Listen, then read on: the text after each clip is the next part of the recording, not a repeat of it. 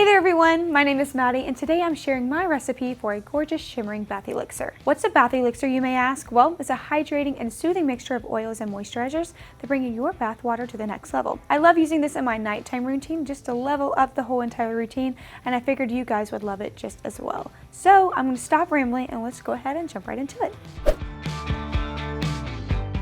So this recipe has a couple of different components. For starters, I've got my oils.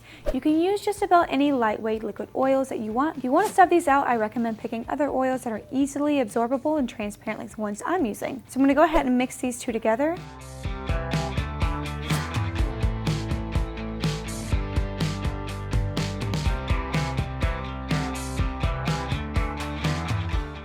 Now that I already have my oils nice and mixed together here, we can go ahead and add in our BTMS 50.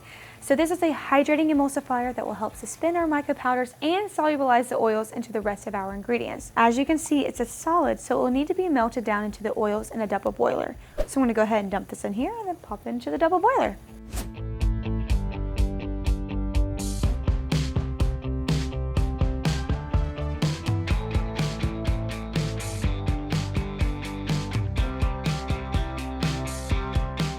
While that's melting down, I can prepare my humectant phase. This includes mostly vegetable glycerin and sodium lactate. So you can swap out the sodium lactate for more glycerin, but I like to add it because it's great at drawing moisture back into the skin. So I'm going to go ahead and dump this into our vegetable glycerin here, and then I can go ahead and set them aside.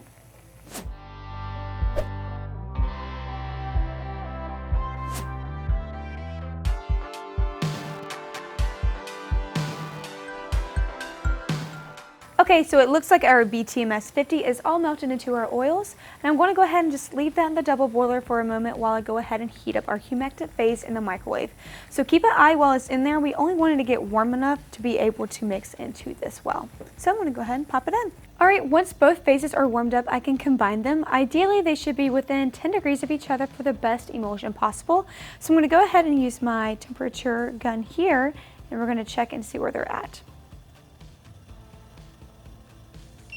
171 for this one. Alright, we're going to make sure this one cools down just a little bit more before we go ahead and add it in. Alright, I'm going to go ahead and double check again, make sure we're within 10 degrees of each other. Alright, beautiful, we're ready to go. Alright, so we're going to go ahead and add our oil phase into our humectant phase. Alright, and now that that's all mixed together, I'm going to go ahead and grab my immersion blender to thoroughly combine this all together.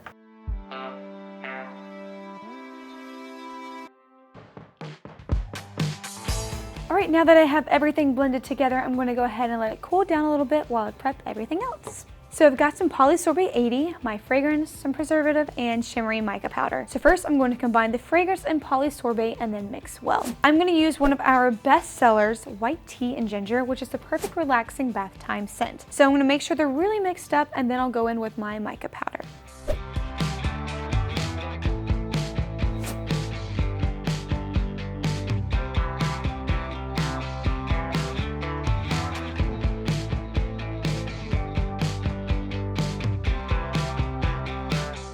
Alright, now it looks like my elixir has cooled down a bit, so I'm going to go ahead and check the temperature just to make sure it's at the perfect temp. Alright, we are at 127 degrees Fahrenheit. We want it to be a little bit under 130, so that's perfect. So before we go any further, I'm going to go ahead and add in my preservative into our elixir. I'm using Phenolnet because it's got a good oil solubility. So let's go ahead and dump that in. And of course, last but not least, we're going to go ahead and add in our shimmery fragrance mixture into our elixir, and of course, give it one nice good thorough stir.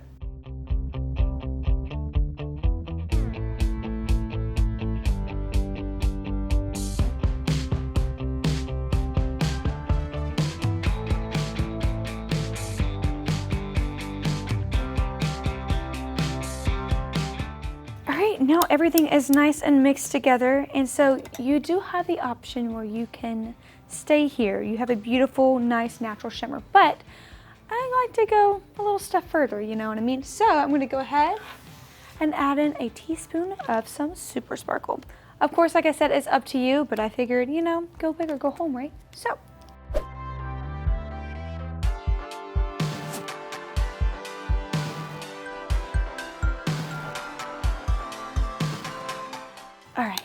me, this is definitely more my speed, very luxurious if I do say myself, so yeah. So I went ahead and grabbed my packaging of choice. I chose to use something tall and clear, that way we can enjoy all the beautiful sparkles. So go ahead and grab whatever packaging that you like. Just make sure you have a nice top that seals off any moisture from the outside. So I'm going to go ahead and pour this in.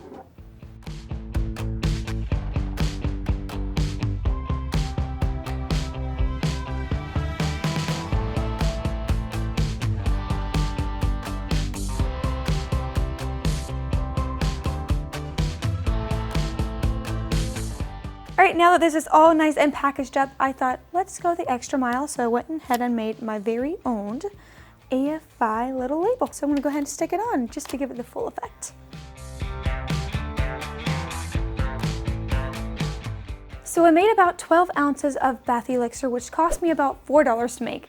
I'd sell these bottles wholesale for $5 to $8 and retail for $10 to $16, depending on the fragrance that I use. I think that this stuff right here makes a great addition to any bath and beauty product line. So to use it, just measure about half of a cup into your running bath water and simply enjoy. Make sure to comment down below if you've tried this recipe out for yourself, and feel free to experiment and change up the ingredients. Just be sure to stay at a safe usage rate for everything that you use, including fragrance.